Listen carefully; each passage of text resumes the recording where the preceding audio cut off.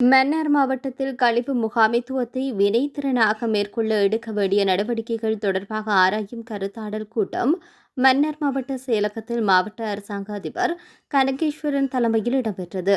உலகளாவிய சூழலியல் வசதி செயல் திட்டத்தின் மன்னார் நிலப்பரப்பில் அறிவு முகாமைத்துவம் திட்டத்தை GNDP ஸ்மால் கிராண்ட் நிதியுதவியுடன் நடைமுறைப்படுத்தப்படும் VOVCOD மற்றும் CFCS நிறுவனங்கள் இணைந்து குறித்த கூட்டத்தை ஏற்பாடு செய்திருந்தன. குறித்த கலந்துரையாடலில் GNDP மன்னார் நிலப்பரப்பிற்கான கள இணைப்பாளர் திருமதி ஜெயவதினி மன்னார் மாவட்டத்தில் குறித்த திட்டத்தின் ஊடாக மேற்கொள்ளப்பட உள்ள செயல்பாடுகள் பற்றிய தெளிவுபடுத்தல்களை வழங்கியிருந்தார். குறித்த கலந்துரையாடலில் அறிவு முகாமைத்துவ திட்டத்தை நடைமுறைப்படுத்தும் VOVCOD நிறுவனத்துடைய பிரதானி தர்மலிங்கம் கணேஷ், CFCS நிறுவனத்தை சேர்ந்த கலாநிதி சம்பா ஆகியோர் கலந்து கொண்டு திட்டம் தொடர்பிலான மேலதிக வழிகாட்டல்களை வழங்கியிருந்தனர்.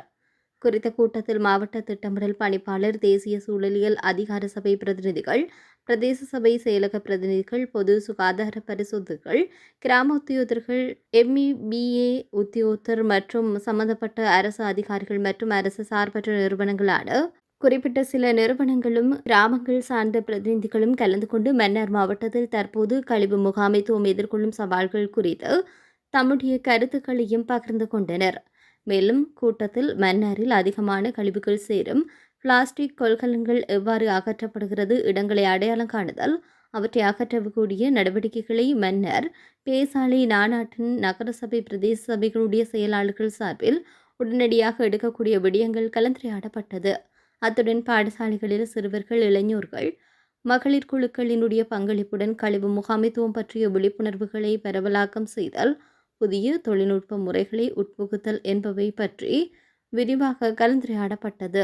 அதே நேரம் இந்த கழிவு முகாமைத்துவ வழிகாட்டல்களின் கீழ் திட்டக்குழுக்களை நியமித்து சிறந்த வேலை திட்டங்களை மன்னார் மாவட்டத்தில் முன்னெடுப்பதற்கான யோசனை முன்வைக்கப்பட்டதுடன் எதிர்வரும் தேர்தலுக்கு பின்னர் இந்த திட்டங்களையும் செயல்பாடுகளையும் முன்னெடுக்க மாவட்டத்தினுடைய திணைக்களங்களுடைய ஒத்துழைப்பையும் ஏற்பாட்டு குழுவினர் கோரியிருந்தனர். மேலும் மாவட்ட செயலகம் தலைமையில் மாவட்ட சூழலியல் அதிகார சபை அதிகாரிகள், மாவட்ட பிரதேச செயலக திட்டமிடல் பணிப்பாளர்கள் இவர்கள் இணைந்து டெவலப்மெண்ட் பிளான் ஒன்றை தயாரிக்க இந்த கூட்டத்தில் முடிவெடுக்கப்பட்டு உபக்குழுக்களும் அமைக்கப்பட்டமையும் குறிப்பிடத்தக்கது.